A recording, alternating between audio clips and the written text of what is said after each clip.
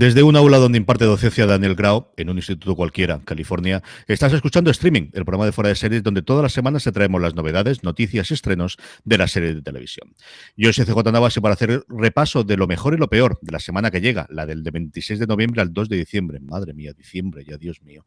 En el mundo de las series me acompaña como siempre Álvaro Nieva. Álvaro, ¿cómo de cargadita viene de la cosa? Y sobre todo y fundamental de esta semana que puede pasar, cuéntame cómo está el Max Singer que nos tiene a todos totalmente.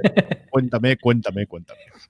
Pues estamos maravillados con este programa que sí que es verdad que no sé si hacemos mal en googlear, pero es que es imposible. Yo me paso todo el programa googleando y la primera mitad de los concursantes los tenemos bastante ya pillados quiénes son. Los segundos son más difíciles, pero bueno, está siendo muy interesante y sobre todo por esa parte, no sé si te has enterado del tema de Susana Uribarri, que es una... He leído algo de una Susana y ahí me he perdido. Cuéntame que esto Pues me interesa muchísimo más que lo de una la serie. representante de celebrities, entre ellos de Georgina, que fue la primera, de Pepe Navarro, que fue el segundo, y de Albano, que es uno de los que creemos que está detrás de otras máscaras, que pues claro, ahora de repente atando esos cabos de que ella es representante de varios, pues ya estamos indagando en la web de sus representados quiénes pueden ser los siguientes que están.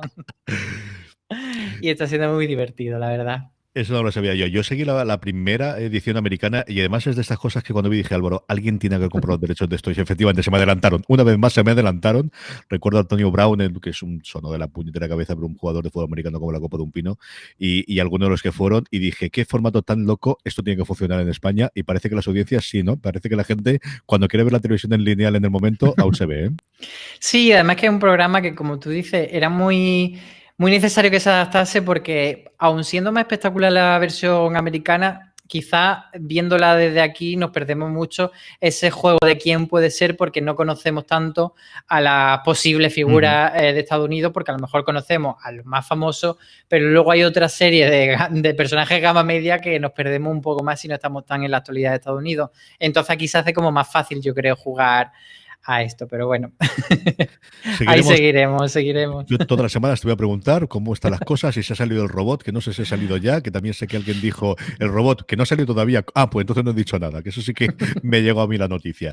Pero vamos a hablar evidentemente de series. Empezamos como siempre con las críticas más recientes de los últimos éxitos. Una que se nos ha ido su primera temporada, Hit. Escribíamos sobre ella, escribía Loña hablando un poquito esa dosis de educación que engrandece la televisión pública, una de las muchas loas que se está haciendo a la figura de la serie y de Daniel Grau, que me lo ha puesto Álvaro en el guión, que no soy yo, que esta vez no he sido yo el que ha sacado a Daniel, que siempre me echa la culpa a mí.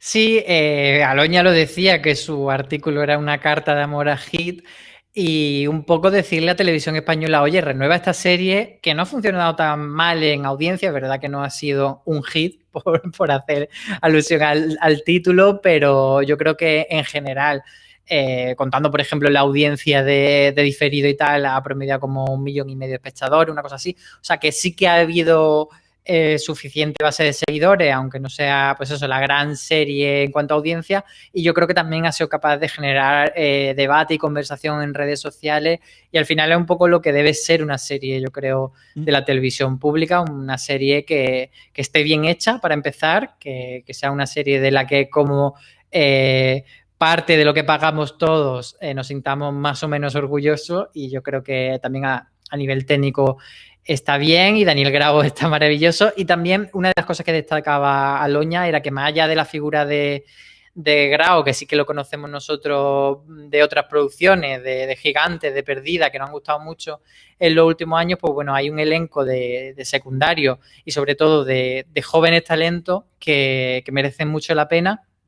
Tanto si en esa segunda temporada hipotética se mantienen a los chavales o si se cambia y de repente llega una nueva generación, pues bueno, también puede ser una buena oportunidad para dar, pues eso, para nuevos talentos. Y desde luego esa Carmen Arrufat, que desde ya la adoramos, para quien no la conozca, estuvo nominada al Goya por La Inocencia como actriz Nobel.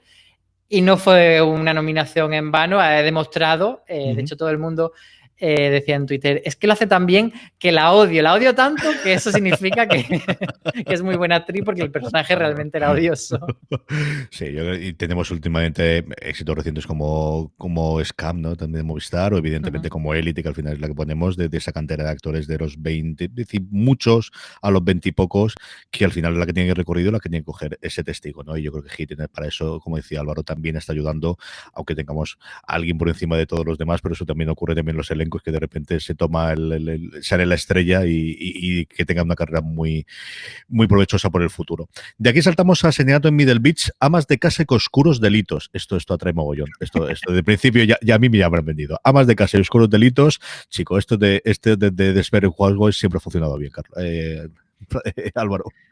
Pues ha sido Marichu Lazábal, nuestra expertísima en True Crime y en truculencias varias, la que ha visto esta nueva serie documental de HBO que se está emitiendo semana a semana. Por ahora hay 2 capítulos disponibles. Y lo que nos cuenta es que, bueno, tiene varias cosas novedosas, porque al final el True Crime suele tirar de ciertas fórmulas muy específicas y dice que, por ejemplo, una de las cosas que más le llama la atención es que en el True Crime la víctima pues suele ser una figura muy blanca, una figura que siempre, digamos, que tiene la razón, porque al final es la persona que han matado, pero que aquí esta ama de casa de esta serie, pues bueno, al final se va viendo que sí que tenía un lado oscuro, que tenía, hombre, evidentemente, no razones para matarla, pero sí que se había metido en diversos jardines que no eran los que parecían propios de una ama de casa común de Connecticut y que bueno, pues que había razones por las que todo lo oscuro estaba alrededor de ella y desgraciadamente falleció. Y luego otra de las cosas que tiene bastante llamativa esta serie documental es que está narrada e investigada por el hijo de la víctima. Es él quien lleva todo el peso de todo el protagonismo y el que va haciendo el avance. Entonces, comentaba Marichu que era interesante ver cómo no solo vamos siguiendo la investigación, sino también las reacciones de él y cómo a él le afecta personalmente, pues de repente descubrir ciertas cosas. Es cierto que al final los True Crime, y yo esto lo recuerdo en The Jinx, lo recuerdo en Making a Murderer, y lo recuerdo también en Serial, que es una de las partes que se les criticaba, del cómo al final te centrabas tantísimo en el asesino y no hablas de la víctima, ¿no? Y quizás en Making a Murderer era mucho más además el hermano de la víctima que recordar, y al final eran, bueno, pues alguien que quedaba ahí atrás y del que no conocíamos demasiada cosa, y sí que es un punto, yo sé que con Marisol lo hemos hablado varias veces, lo he hablado yo varias veces con ella, de que siempre le falta esa parte, en ocasiones por falta de información, en ocasiones porque la familia suficiente tiene ya con que haya fallecido, no quiere contar absolutamente nada y no quiere revelar absolutamente nada, y siempre suele ser mucho más sencillo tener información sobre el asesino a través de los juicios, a través de que sí, esa es la persona que normalmente quiere ponerse en el micrófono del periodista, o en este caso de la producción de televisión. También con Marichu hablamos, bueno, hablamos antes de la serie de la tele en abierto. En Estados Unidos han arrancado ya las producciones de las nuevas temporadas, nos están empezando ya a llegar a nosotros, y es que la 4ª temporada de The Good Doctor nos llega dentro de nada aquí ya a España, y Marichu comenta cómo plantea nuevos comienzos, muy involucrada desde el principio, cuenta tanto ella como Anatomía de Grey, perdonadme, el momento de, bueno, pues esta es la circunstancia que estamos viviendo y estamos haciendo una serie de hospitales, así que tendremos que contar cómo ha llegado el coronavirus a nuestras vidas. Sí, sin entrar mucho en spoilers, porque estamos hablando de una 4ª temporada de The Good Doctor, vamos a comentar un poquito lo que nos contaba Marichu, y es que ella habla de que es un poco un reinicio de la serie, no tanto porque desaparezcan los protagonistas, pero sí que recoloca las piezas en el sentido de que los que comenzaron siendo los residentes, entre ellos Sean, al principio de la serie, ahora están ya finalizando esa etapa de aprendizaje en el hospital y entran nuevos residentes, 6 en concreto, de los cuales 4 conseguirán plaza, y entonces es colocar a esos nuevos residentes en el papel de los pipiolos y tener a los otros en un punto más experimentado. Sí que ella comenta que me parece también muy interesante que como el comienzo de temporada, que ya se han visto en España, si no me equivoco, 3 episodios, pues esos 2 primeros episodios que estaban bastante centralizados en el coronavirus han sido un poco algo diferente, algo específico, y que a ella, pues bueno, digamos que echa de menos meterse más en la cotidianidad de lo que es el día a día del hospital y las tramas como un poco más comunes dentro de The Good Doctor, pero dice que ella le va a dar mucha oportunidad porque ama mucho a estos personajes. No tenemos ninguna duda de ello. Yo recuerdo ese cambio de residencia en la Anatomía de Grey, yo creo que lo han hecho como 2 o 3 veces.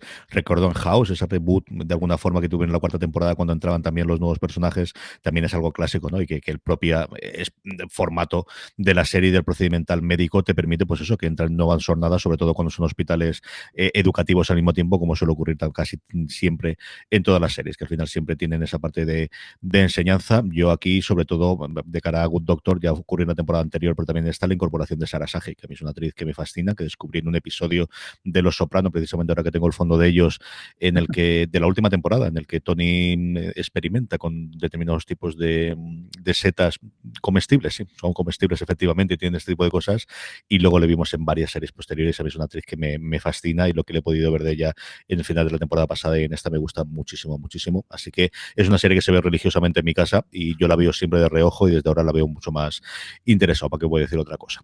Precisamente Marichu Lazabal, que nos comentaba ese artículo que nos hacía esa reentrada del universo de Doctor de la cuarta temporada, nos trae como siempre todos los estrenos de la semana. A la vuelta del audio de Marichu volvemos Álvaro y yo para comentaros de todo eso, que es lo que más nos apetece ver. La semana viene cargada de estrenos. El jueves 26 podremos ver Bless This Mess en Fox Life. El viernes 27 arrancan uno de esos fines de semana repletos de estrenos y regresos. Netflix será la encargada de traer Un lugar para soñar, la segunda temporada de esa serie que el año pasado fue prácticamente un placer culpable y que tantas felicidades nos trajo. The Flight Attendant es el título de la serie de Kylie Cuoco para HBO, en la que hace de asistente de vuelo, mientras que Disney Plus estrenará la temporada 31 de Los Simpson. La familia amarilla lleva ya más de 3 décadas con nosotros. Movistar Series será la encargada de traer la tercera temporada de Riviera. El domingo 29, 30 monedas. Por fin podremos ver la serie de Alex de la Iglesia para HBO en modo de emisión semanal. Startplay, por su parte, trae Des, uno de esos true crimes que seguro dará mucho que hablar. El lunes 30, Movistar Series Manía estrenará Bagdad Central. Y el martes 1 cerramos la semana con un estreno doble. Sin palabras en Sundance TV y Amor en tiempos de corona en Fox Life. Una de esas series que han salido por el coronavirus y que habla de 4 historias de amor durante el encierro de la pandemia. 31 temporadas de Los Simpson, Álvaro. 31 temporadas nos completan. Tienen el triple de edad que mis hijas. 31 años. Madre de Dios del amor hermoso. Fíjate, ahora que dices lo del triple de edad que tu hija, te voy a dar un dato curioso que me gusta siempre sacarlo a relucir. Y es que los Simpsons nacieron un día antes que yo. No la serie como tal, sino cuando empezaron a emitirse los cortometrajes dentro del show de Tracy Ullman. Pues fue eso, un 19 de abril de 1987. Yo nací el 20 de abril, así que me siento como muy conectado con los Simpsons en ese sentido, a pesar de reconocer que lo dejé ya hace muchas temporadas. Pero esas series las que vuelves, y vuelves a ver el especial de Halloween, y vuelves a ver los recuerdos, y después cuando a Antonio no lo sacan en 4 datos mal contados cuando le corresponde, y estas cosas, y eso que al final pues tienes personajes, tienes frases, tienes momentos en los que es imposible no recordarlos y no estar con ellos, ¿no? De todo lo demás, Álvaro, ¿qué es lo que más te atrae, qué es lo que más te interesa esta semana ver? Pues mira, para empezar me llama mucho la atención el hecho de que Netflix parece estar como un poco dormida y desde que estrenó The Crown hace ya unos cuantos días no tiene hasta Un lugar para soñar, que yo diría que es una serie un poco menor porque es de ese estilo de serie, digamos, Lifetime, por así decir, que no es una gran serie, pero que sí que mucha gente le parece como un lugar feliz. Bueno, pues lleva bastantes días sin estrenar cosas, lo cual es atípico que ellos suelen tener muchos estrenos los fines de semana. Pero bueno, evidentemente yo me quedo con 30 monedas, a la cual le vamos a dedicar mañana viernes razones para ver a Antonio Rivera y yo, porque hemos podido ver antes del estreno de la serie, que se estrena este domingo, pero nosotros hemos podido ver un par de episodios ya y le hemos dedicado ese programa. Y bueno, yo creo que coincido contigo, ¿no? Ahí. Total y absolutamente. El estreno es ese, el estreno del fin de semana, sin ninguna duda, es 30 monedas. Ocupa el lugar que ha tenido Patria entre estos meses y nos llevará 8 semanas, si no recuerdo mal, de episodios de la producción de HBO España hasta que tengamos algo más, porque es cierto que arrancó con estas 2 producciones y ahí la cosa más o menos ha parado. Por H por B nos espera que yo sepa segunda temporada y no tenemos absolutamente nada en la cola, y si no tenemos nada en la cola significa que no vamos a tener estrenos, desde luego españoles, de todos los americanos, más todo lo que llegue de Europa que llega a través de HBO Europa, pero no hay absolutamente nada más, y aunque confirmasen mañana que segunda temporada, no van a poder estrenarla antes de 6 meses como mínimo cualquiera de estas producciones con el tiempo de postproducción. Junto con ellas, a mí me atrae mucho de Flight Attendant. Me gusta muchísimo Kaley Cuoco, ya no solamente como de Big Bang Theory, las cositas que ha hecho antes y las cositas que ha hecho aparte, y creo que al final cuando alguien está tan marcada por un papel como ella lo está con el Penny de Big Bang Theory, decide hacer una serie, siempre tienes que verla. Veremos si se mete la pata o no. Hemos podido ver algún tráiler y el tono que va a tener la serie. Ella en la sinopsis simplemente hace de una asistente de vuelo en el que tiene un ligue de una noche y cuando se despierta esa persona ha fallecido. Y decide que en vez de llamar a la policía sale huyendo y a partir de ahí no sé si te dará por una comedia del absurdo, no sé si te dará por una comedia negra, no sé cuánto se envolverá alrededor de una trama pues con más o menos conspiraciones, es lo que nos falta por ver después, pero nuevamente, lo que os decía antes, yo creo que el primer gran proyecto, que es un proyecto que se levanta por ella, es decir, al final, ella que quería hacer esto, pues alguien había dispuesto a pagar, aquí lo podemos ver a través de HBO España y junto después de 30 monedas, que sin duda para mí es el estreno de la semana, es la siguiente que más me apetece ver, con diferencia de todo lo que tenemos aquí. Y el lunes tendremos CJ, tendremos crítica de Aloña, que se la ha pedido y nos contará qué tal este Flight Attendant. Y también quería comentar que me llamó mucho la atención este estreno de Sundance TV sin palabras, porque al leer sin palabras Sundance TV pensé, esto es Speechless, la comedia de situación tal. No, es otra serie que se llama Unspeakable, que es una serie canadiense y que va sobre una trama que pasó en Canadá, un caso real en el que por unas donaciones de sangre de la Cruz Roja de repente mucha gente se infectó tanto de VIH como de hepatitis C y fue como un gran escándalo a principios de la década de los 80 y sobre todo me llama la atención porque está ahí metidita Sarah Wayne Callis, a la que recordaréis por Prison Break, por Colony más recientemente y también por The Walking Dead, que yo la pude entrevistar hace tiempo y la verdad es que me pareció una chica majísima.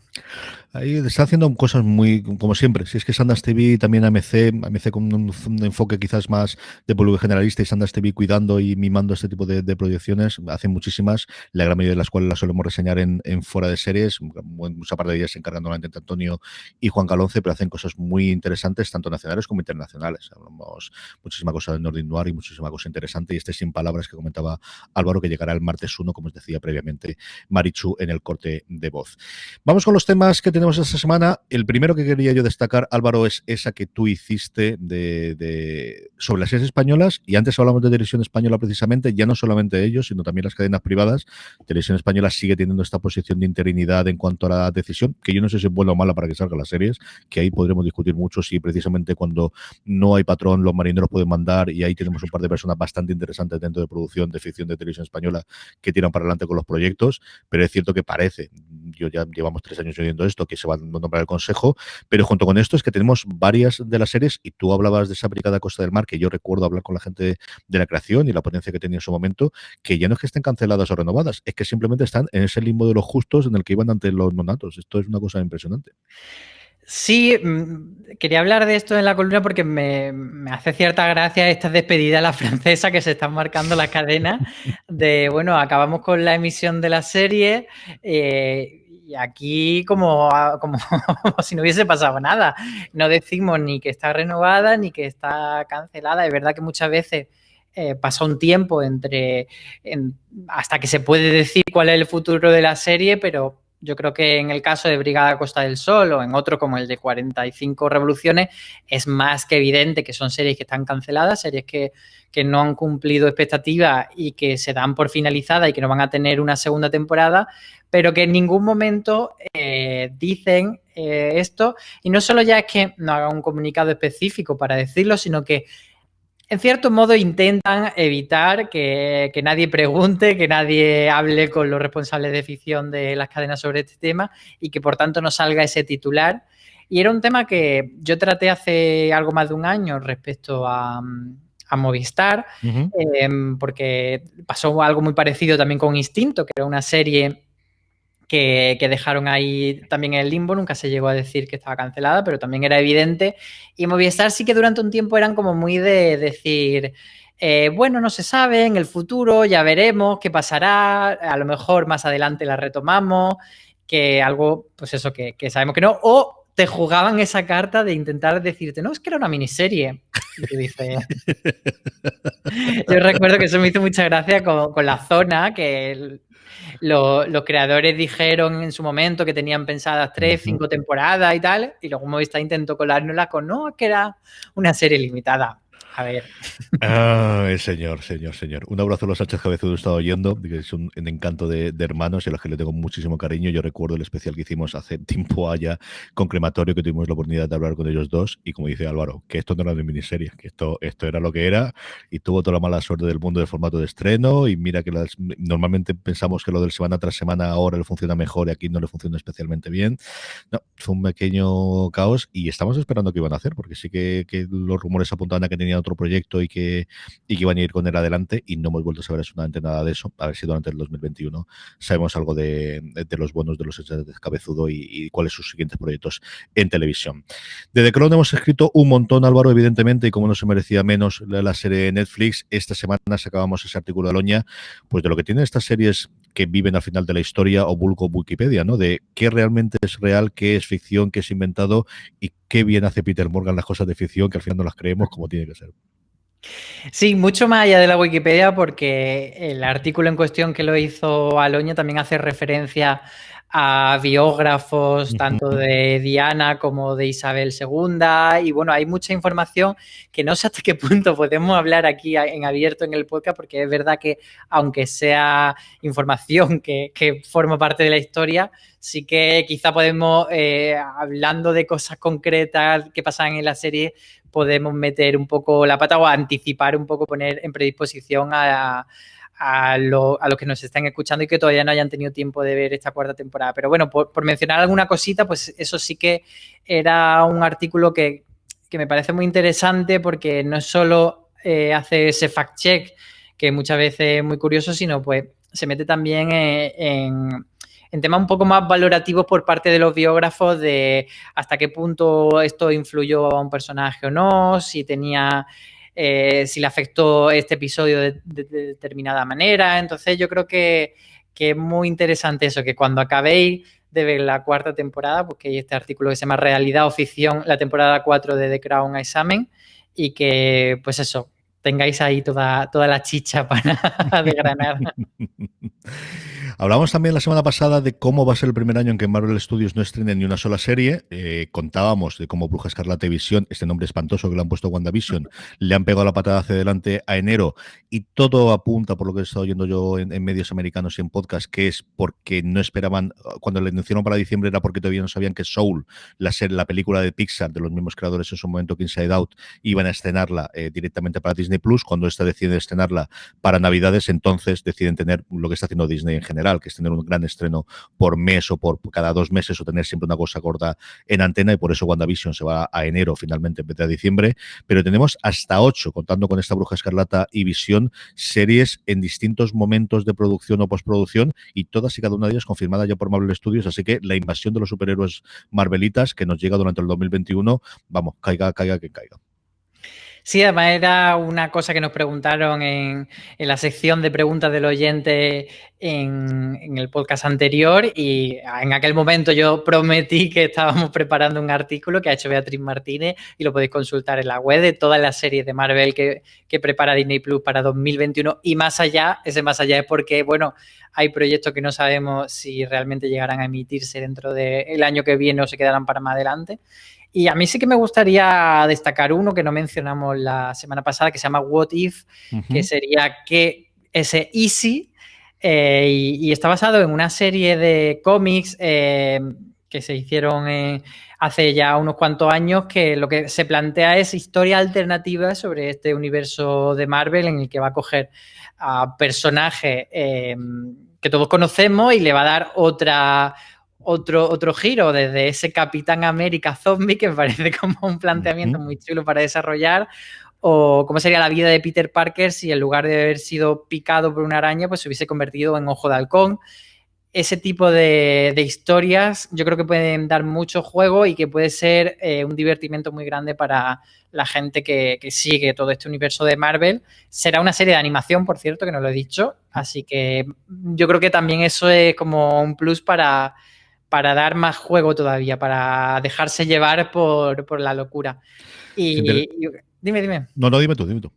No, te iba a preguntar por Hulka, porque aquí se está hablando de She-Hulk, pero no sé si tú te niegas a llamarla She-Hulk y vas a llamarla Hulka para La siempre. Patrulla X se llama la Patrulla X. Los Vengadores se llaman los Vengadores y Hulka es Hulka. Y luego le pones el nombre que quieras y arreglado, no tengo ningún problema. No, será Hulka toda la vida y en esto sé que Julián Clemente, que para algo edita todas las cosas de aquí, me defenderá a capa y espada y me decirá, sí, CJ, muy bien hecho, tú sigue llamándolo como lo llevado toda la vida.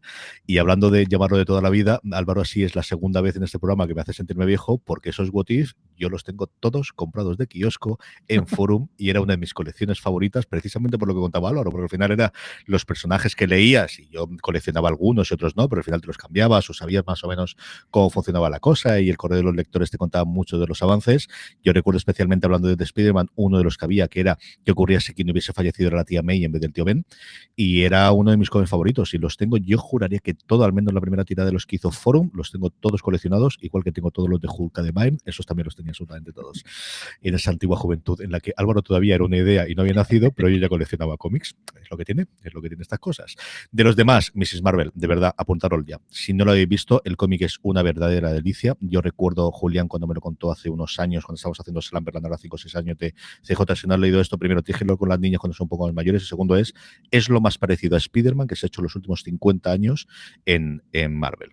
En el sentido original que tenía Spider-Man de es un chiquillo, en este caso una chiquilla, con todos sus problemas personales, en el que le dan poderes y es una buena persona que intenta ayudar y que al final ayuda a todo el mundo menos empezar a ayudarse a sí misma. Y eso es Mrs. Marvel. Es de los mejores personajes que han creado los últimos 20 años dentro del universo Marvel. Es una verdadera delicia y desde el número 1 de verdad que vale muchísimo la pena que lo leáis. Es una gozada de cómic y hasta 8 series, como os digo, tenía esa recopilación que he hecho de Martínez para la web y que pondremos como siempre el enlace en las notas, si lo puede reproducir en vuestro podcast y si no, siempre fuera de series.com. La última cosa que teníamos esta semana para comentar es que el pasado día 21, si no recuerdo mal de memoria, efectivamente fue el Día Mundial de la Televisión y aprovechamos eso para que Aloña hiciese una recopilación de esas metahistorias de la tele, ¿no? De esas series que cuentan cómo son las interioridades de la tele desde dentro, desde las más conocidas, algunas un poquito más desconocidas, pero que a nosotros siempre nos gustan. Yo aquí he de confesar, voy a, a destaparme la careta, la máscara de Max Singer, que una de las que mencionaba Aloña es Estudio 60 y yo no pude con Estudio 60. No soy muy de Aaron Sorkin, también lo tengo que decir. Sé que esto me va a acarrear mucho enemigo, pero he estado planteándome esta semana si buscarla. Es que no sé, tengo que mirar si está no es necesario, en alguna plataforma, no pero es necesario, no sé si verla. No hace falta. ¿No? Yo vi la mitad. Yo vi la mitad y tiene que gustarte mucho Sorkin, pero Sorkin desatado. Este es el problema de Sorkin ha tenido todo el éxito del mundo con el ala oeste, lo tiraron de mala manera, y por aquello de lo que estaba haciéndose con su cuerpo y con sus cosas y con sus plazos, y entonces decidieron darle con todo el gracia. Tiene momentos interesantes, si te gusta el tipo de diálogo de Sorkin, yo creo que está bien, pero yo vi media temporada, no acabé. De toda la recopilación que tiene aquí, yo me quedo con The Hour. Me parece una delicia de serie, una absoluta maravilla. Y mira que me gusta Unreal, que es la que cuenta al final, que hay pocas series tan gamberras y tan con el punto de mala leche que tiene. Pero aquí la serie que hizo Abby Morgan, que salía, lo más conocido de nuevo era Dominic West después de hacer The Wire, pero Romola Garai se come la serie. Ya, es de los casos más impactantes que yo he visto de una actriz para mí totalmente desconocida y decir cómo puede llenar la pantalla como ella es maravillosa. Y de verdad que Sunset Street, sí, los completistas vale, pero que no es necesario, tío. Sí, sobre todo tenía la espinita de Estudio 60 porque en aquel momento yo no era tan fan de Sarah Paulson y ahora pienso como, bueno, me gustaría verla, pero creo que sí, que la voy a dejar pasar. Y bueno, también me quedo yo con Unreal porque sí que me parece muy interesante, tanto si te gustan los reality como si los detestas, acercarte a ver cómo son esas interioridades de cómo se hace y luego ponerte a ver un Príncipe para Corina o ese tipo de programas o esa Isla de las Tentaciones y ya verla con el chip de, vale, hay una persona con el pinganillo diciéndole al redactor esto, llévale a esta esquina, dile esto, engáñale de tal manera. Me parece como muy, muy guay porque además está basado en la experiencia real de una de las creadoras, que es Sarah Gertrude Shapiro, fue trabajadora de Bachelor, que es el reality más parecido a lo que cuentan, y entonces, pues eso, lo que cuentan es como es, y me parece muy interesante. Y luego, por supuesto, 30 Rock, aparte de que es una comedia maravillosa, o Rockefeller Plaza, como se llama aquí, creo que sirve muy bien también para conocer cómo funciona por dentro, no solo un programa que te lo muestra, sino también esos grandes conglomerados y todos esos chistes que hacen respecto a la NBC, a la división de microondas y todas esas cosas. Y que además fue adelantada a su tiempo porque ellos hablaron de esa compra por una cosa parecida, como posteriormente se ha comprado por ellos por parte de Verizon, de Cabletown, que es como llamaban aquellos, antes de que saliesen los rumores y durante los rumores, y jugaron muy bien, que quizás se pierde un poquito en la traslación después del tiempo, pero se perdía. Yo el personaje de Sarah Paulson es que tiene los problemas que tiene siempre con los personajes femeninos de Sorkin, así que yo creo que si la ves encima te va a cabrear más la serie. Así que yo creo que menos todavía, Álvaro. Pues descartado, sí, tachado.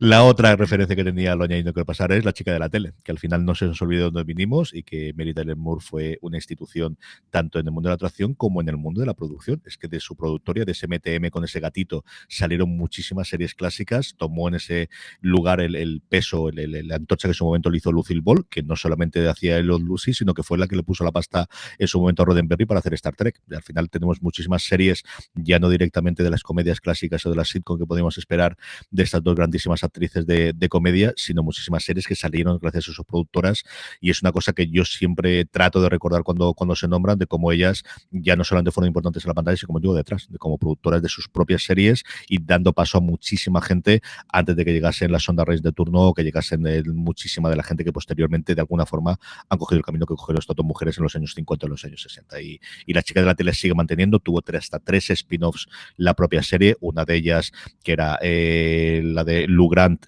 es una cosa de las más curiosas porque cambió de comedia a drama, se alargó a 50 minutos y contaba ahí ya no la parte de una televisión, sino de un periódico que se volvía a San Francisco, y yo volví a ver no hace demasiado tiempo el primer episodio y sigue aguantando. No hay móviles, eso sí, y es todo muy extraño, pero es una serie que sigue aguantando. Vamos ya con nuestros Power Rankings, vamos ya con las series más vistas por nuestra audiencia, una categoría, un listado, mejor dicho, un top 10 que hacemos semanalmente a través de las respuestas a esa pequeña encuesta que colgamos todas las semanas en fueradeseries.com, y que, como siempre os digo, la forma más sencilla de que no se os pase, para que no se entre ese cabreo de ¿pero cómo puede estar esta por debajo? Porque no han votado, querido, porque no han votado, querida, claro, habéis votado, y estas cosas es lo que tiene.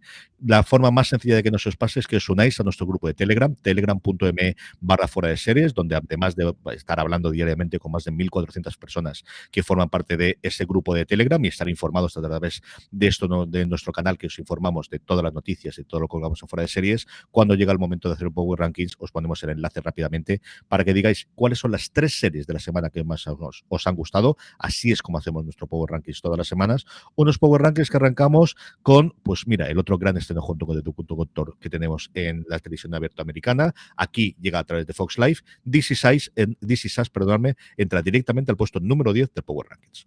Sí, que es una serie que está entrando y saliendo estas semanas y muchas veces se queda a las puertas, pues sí, esta semana entra. Y en el 9, una que me llama mucho la atención, que es los favoritos de Midas de Netflix, porque nuestro Power Ranking entró la semana pasada en el 10 y ha subido un puesto al 9, está como ahí como muy tímida, pero en cambio todo lo que hemos publicado en la web de entrevistas, críticas, etcétera, está con diferencia siendo uno de los contenidos más buscados y más codiciados de este mes de noviembre, así que parece que no se refleja lo que pasa en un sitio con nuestro Power Ranking. A ver cómo evoluciona. Yo creo que también le coincidió junto con el estreno de The Crown, la cola que venía de la gente que estaba viendo Gambito de Dama, que la tendremos un poquito más arriba, y quizás pues eso ocupa un poquito el hueco de Netflix. Pero tengo curiosidad por ver si esta sube, porque lo normal es en Netflix es entradas muy fuertes la semana del estreno y a partir de ahí poco a poco ir bajando, y como decía Álvaro, esta sigue, y desde luego nuestra reacción o nuestra percepción es que hay muchísima demanda de contenido, de saber de los favoritos temidas, que la funciona muy muy bien a Netflix, al menos en España. En el 8, nueva entrada también, y de esta me alegro mucho. Teníamos la crítica de la segunda temporada de Antonio Rivera en la web, La materia oscura, una serie que yo creo que ha tenido al final ese desenfle porque ha llegado muchos estrenos, una serie que a mi modo de ver entra muy de menos a más. A mí me encantó cómo acabó la primera temporada con una Ruth Wilson mayúscula, me encantó el personaje que tiene ella, y esta segunda temporada yo creo que está pasando sin pena ni gloria por la acumulación que hay de series alrededor, al menos en la conversación, y encontrar en el puesto número 8 La materia oscura de HBO España es una cosa que a mí me ha alegrado mucho, Álvaro. En el 7 antidisturbios se mantiene todavía en el Power Ranking como única representante ya de ese tridente de series españolas de octubre que conformaron Antidisturbios, Veneno y Patria. Patria estaba la semana pasada en el número 3 y ha caído ya porque entendemos que ya todo el mundo de nuestro oyente se la ha terminado, pero curiosamente Antidisturbios sigue ahí. 6, la subida de 3 puestos con respecto a la semana pasada. Antes hablamos de AMC, aquí tenemos Fear the Walking Dead, sube 3 puestos, se queda en el puesto número 6. Y en el 5, Guns of London, a pesar de estar en una plataforma un poco más modesta que las grandes, que es Star Place, pues bueno, va ganando adeptos y también sube 2 puestos esta semana. Pero hay que estar trayendo maravillas como esta que lleva muchísimo tiempo. Precisamente, antes hablaba Álvaro de que mañana tendremos el Razones para Ver de 30 monedas. Esta semana hemos tenido el Razones para Ver de Guns of London, que hicieron entre Marucho Lazabal y Aloña Fernández Larrechi, hablando de cómo de inicio les tiraba para atrás la serie y cómo les enganchó prácticamente desde el primer minuto la serie de Star Play. En el puesto número 4, pues Discovery sube un puestecito más, así que Star Trek, poquito a poco. Esta semana tendremos, como todas las semanas, el análisis del episodio por este que os habla, Jorge Navas y Dani Simón, hablando de pues eso, de nuestras cosas trekkies y de las cosas que nos pasamos tan bien hablando, Eduardo. Y en el 3 baja 2 puestos la que fue la número 1 de la semana pasada, que es Gambito de Dama. Esta vez sí lo he dicho bien, no he dicho Gambito. Y bueno, no sé si es que ya empieza a pasarse su momento. Sí que salió esta semana ese dato de que era la miniserie más vista de la historia de Netflix, Acaban Pecho. Y es verdad que está funcionando muy bien. Como curiosidad, a mí me dijo mi padre ayer que en Granada, que es de donde yo soy, también se está notando el efecto Gambito de Dama porque los tableros de ajedrez que hacen allí de taracea, que es una técnica de artesanía local muy famosa, pues también están revalorizándose, por lo visto. Pues el efecto indirecto de Netflix es que llega a todos los lados. Esto es espectacular. Madre mía de mi alma. En el 2 tenemos a Baby Yoda y tenemos a The Mandalorian, la serie de Disney Plus, episodio a episodio. Esta semana Juan Galonce no pudo estar en los mandos, así que lo cogió Antonio Rivera, que lo hizo espectacularmente bien, junto con John Rovira, con Jorge Navas, que les acompañó para hablar, pues eso, de las últimas andazas de The Mandaloriano, que va pasito a pasito llevándolo toda la temporada. Sobre The Mandalorian me hace mucha gracia una conversación que encontré por Twitter que la gente se estaba quejando de que parece que pesa muy poco Baby Yoda, que lo cogen como si fuera... Que decían, a mí me contestaba una persona que decía, a ver, mi perro pesa 7 kilos y tengo que hacer fuerza. Y lo cogen como una litrona vacía.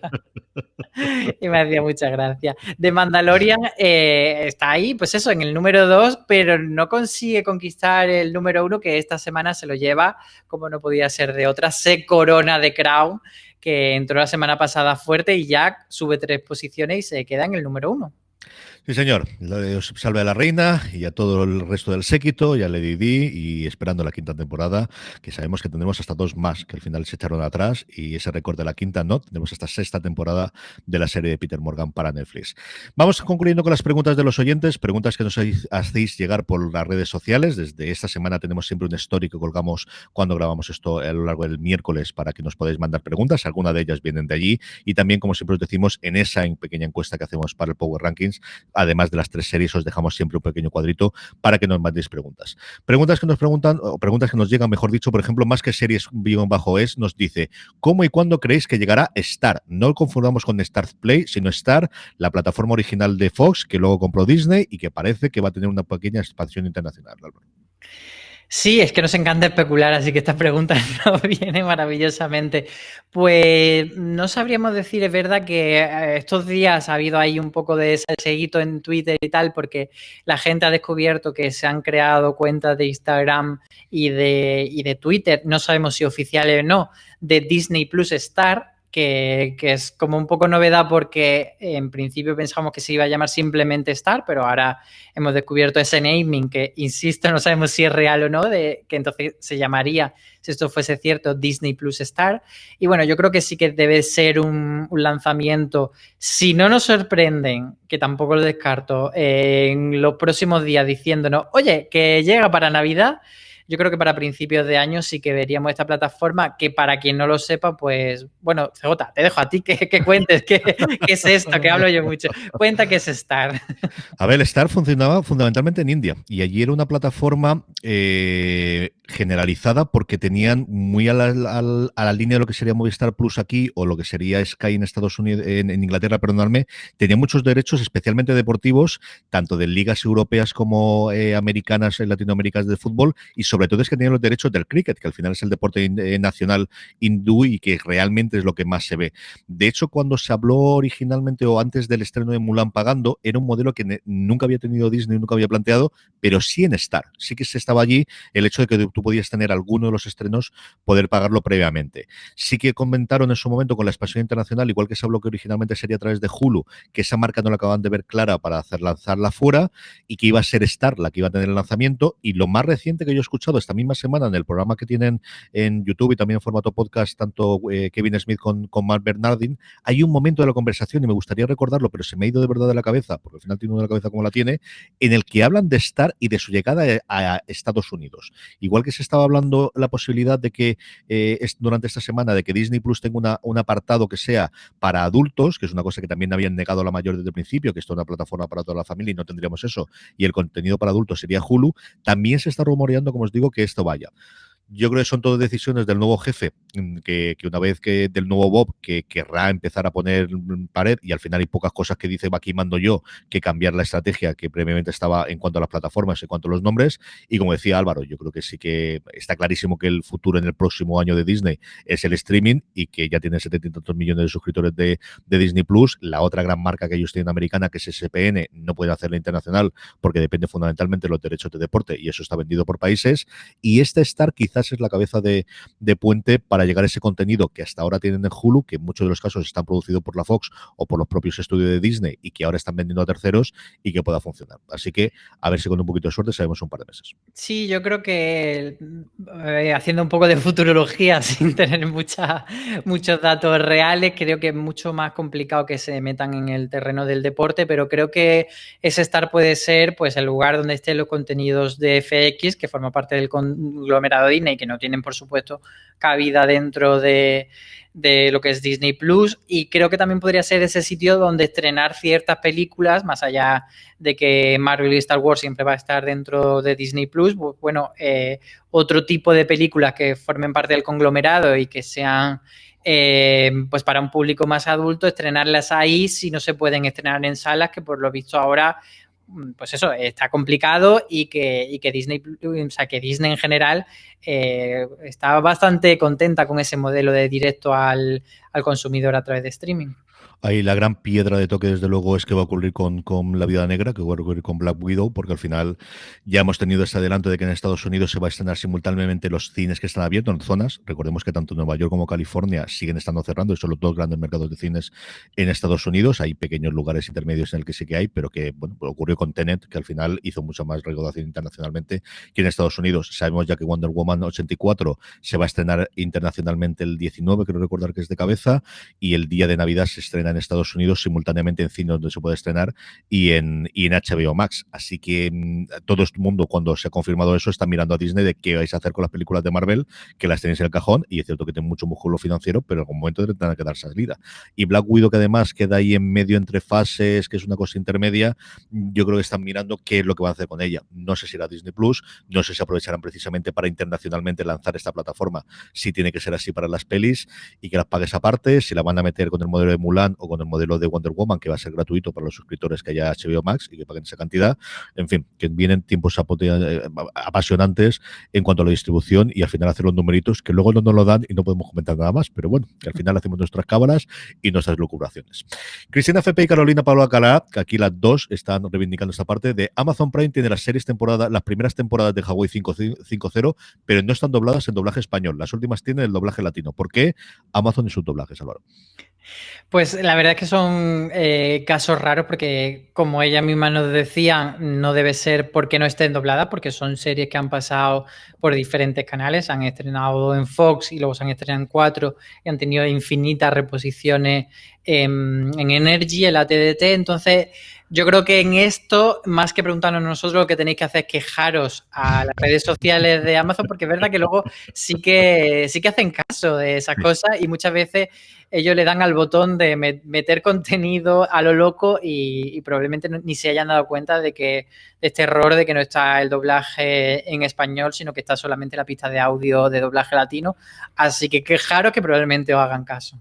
Sí, señor, sí que lo hacen, y Amazon, que además está haciendo el trabajo del señor, recuperando muchísimas series de finales de los 90 a principios de los 2000, pues mira, esta es además con más razón, y como decía Álvaro, que están dobladas. Es que el doblaje está hecho, y yo creo que eso no se pierde.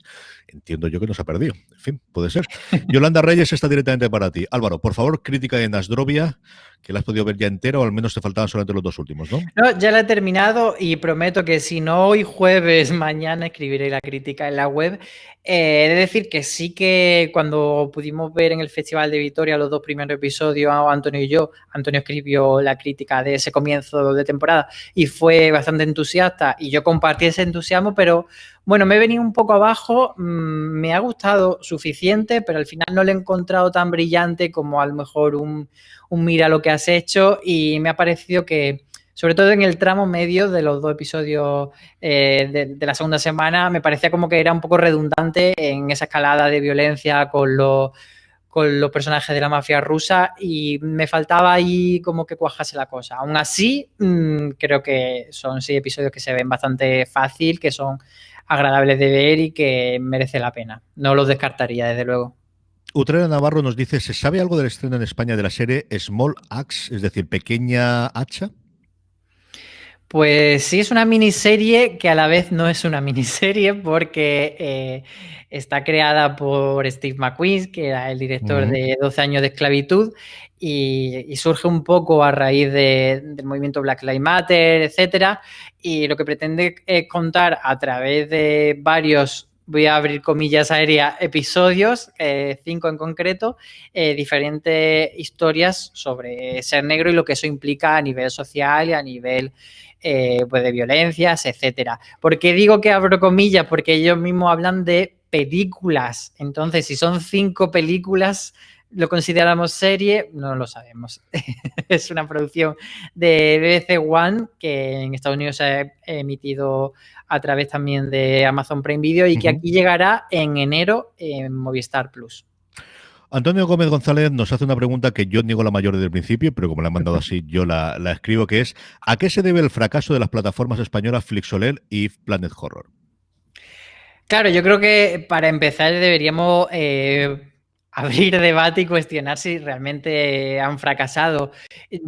Mi opinión es que Planet Horror es una apuesta de AMC Network muy específica y que al final no creo que busque tener miles y miles y miles de suscriptores, sino ofrecer algo muy concreto para un nicho concreto y que esté bien hecho y al final también que sea como una plataforma dentro de las plataformas, porque recordemos que esto se distribuye pues tanto que lo puedes coger a través de Movistar, de Vodafone, etcétera, de la que tú tengas, y yo creo que es como un complemento, entonces no creo que tenga que ser algo que se mida con un Amazon Prime, por ejemplo. Y Flixolé yo creo que ha podido posicionarse bastante bien. Evidentemente no llega tampoco a la altura de las grandes plataformas, pero creo que a nivel de marca, cuando llegó daba una sensación un poco de cutrongo por ese nombre comparado con Netflix, con SOLE, y yo creo que la labor de redes sociales y de imagen que han hecho les posiciona en un nicho muy concreto, pero como una plataforma bastante digna. Yo como suscriptor de las dos plataformas, es cierto que Flixolé fundamentalmente por mi suegra, que descubrió lo que había ahí en medio y quería tener aquello, y aquí se lo pusimos y aquí lo tenemos compartido. Yo coincido con Álvaro en esa parte, es decir, lo de es un fracaso cuando cierran. Y al final es cuando pegan el cerrojazo y luego al final tienen 1000 cálculos internos de números, de esto me permite tener esta cosa, esto hace que pueda hacer este otro acuerdo y ya está.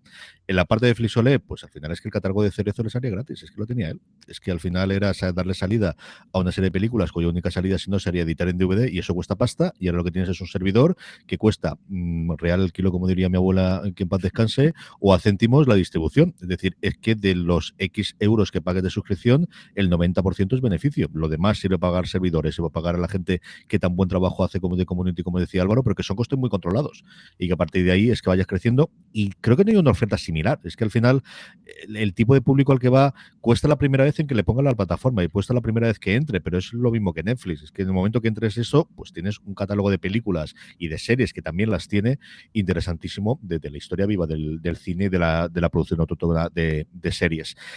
Yo creo que el problema aquí es cuando lo comparamos con Netflix. Todo es pequeño comparado con Netflix. Es decir, es que eso es allí. No tienen tantos suscriptores. Claro, no han fastidiado. Ya lo sabían ellos. Planet Horror yo sí que le echo de menos porque cuando se anunció que íbamos a tener una plataforma dedicada al horror, yo pensaba que iba a ser una traslación de Shudder, de la que tiene la propia AMC Networks original americana en Estados Unidos. Y aquí es cierto que está muy volcada en el cine de terror. Yo, por formación profesional, echo mucho de menos que tengan series, incluso series originales que estén en Shudder y en Estados Unidos, y series que importan directamente para allí. Yo es una plataforma que Juan sí que la ve regularmente, que al final se acerca porque le gusta mucho más el género de terror clásico y las películas de eso, de 90 minutos, y mucha serie B, mucha serie Z. Yo miro menos y yo en sí que es cierto que en Planet Horror echo mucho de menos el que se incorporen más series de catálogo porque hay unas cuantas y al final es cierto que aunque se llame Planet Horror sabes que vas a aceptar una cosa de ciencia ficción o algún thriller con tones fantásticos. Es decir, yo creo que es la plataforma ideal para tener Expediente X. Tiene que costar una pasta, eso también lo creo, pero yo creo que es la plataforma donde debería tenerla y que sacarías pecho diciendo, y tenemos esto, y tenemos un montón de series clásicas, y tenemos, pues si me apuras aquí por España y porque la tengo muy cerca, Historias para no dormir, o que tenemos The Twilight Zone, o tenemos este tipo de cosas. Yo creo que podría funcionar sin conocer. Sí, una historia de la cripta que está en filming. Ese tipo de cosas. Yo creo que ahí podrías tenerlo y ser en la plataforma de los que va la gente que va a Sitges. O sea, esa yo creo que tiene que ser el modelo final que yo, se me nombras en mañana, yo no lo quiera y AMC tiene la suficiente cabeza como para no hacer esto responsable de la plataforma, lo que perseguiría, ¿no? De esta gente que va a Sitges durante el resto de las 50 semanas al año, que es lo que hacen, pues ver Planet Horror. Y es cierto que, por ejemplo, el desembarco que hicieron con todos los problemas de este año de coronavirus, aún así fue eso, y la gran presentación en sociedad fue allí. Vamos con la pregunta de Shiva, como tiene que empezar Álvaro, que es hola bonitos, así se empiezan preguntas. Señor, te predispone, era ello. Si el equipo de BoJack Horseman está trabajando en algo nuevo, muchas gracias y un abrazote. Pues de momento no hay ninguna producción nueva de BoJack Horseman, o sea, de los creadores de BoJack Horseman en el horizonte. Sí que podemos decir que la siguiente serie que hicieron, que se llamaba Tuca y Bertie, que es la serie que estrenaron en Netflix, bueno, pues fue una serie que tuvo una temporada en Netflix, se canceló y gracias a estas cosas de la modernidad, de que hay mucha gente queriendo tener contenido, pues Adult Swim la rescató y iba a hacer una segunda temporada. Y aparte de eso, el creador de la serie, que se llama Rafael Bob Wasberg, hizo con otra de las guionistas de BoJack Horseman, que se llama Kate Purdy, otra serie que se estrenó en Amazon hace unos meses, se llama Undone. Entonces, este sería el proyecto más reciente que tienen, que es un proyecto que no tiene nada que ver con BoJack Horseman, pero que todo el mundo que la vio se quedó encantado. A mí la verdad es que es una serie que se me quedó ahí atrás y se me olvidó verla, se me olvidó un poco de su existencia, pero que tenía ahí en el radar para verla cuando tuviese tiempo, porque aparte de que tiene una imagen muy, muy llamativa, una estética muy diferente, pues eso, hablaban de que a nivel narrativo y a nivel creativo era una joya bastante interesante. Sí, era una serie curiosísima grabada con rotoscopio, en el cual se grababa imagen real y luego posteriormente se hacía una especie de dibujos animados y quedaba una imagen que, si la veis, sabéis el tipo de imagen que está haciendo. Yo recuerdo ver un par de episodios, tenía a Bob Odenkirk haciendo del padre fallecido de la protagonista, por la que lo empezaba a ver, había mucho comentario acerca de problemas mentales que tenía la protagonista, y una serie, al menos artísticamente, como mínimo curiosa, y la gente que la vio desde luego sí que habló muy bien de ella. Yo lo último que recuerdo oír hablar a Bob Wasberg, precisamente a Rafael Bob Wasberg, fue en la entrevista que le hicieron el 31 de enero en TV Top 5, que sabéis que es uno de mis podcasts de referencia, el que hace toda la semana en Hollywood Reporter, en el que echaba pestes y además de una forma bastante explícita, que en estos normalmente se cortan las cosas un poquito, diciendo claramente que lo de acabar BoJack Horseman en esa temporada no fue idea suya, que fue una cosa de Netflix.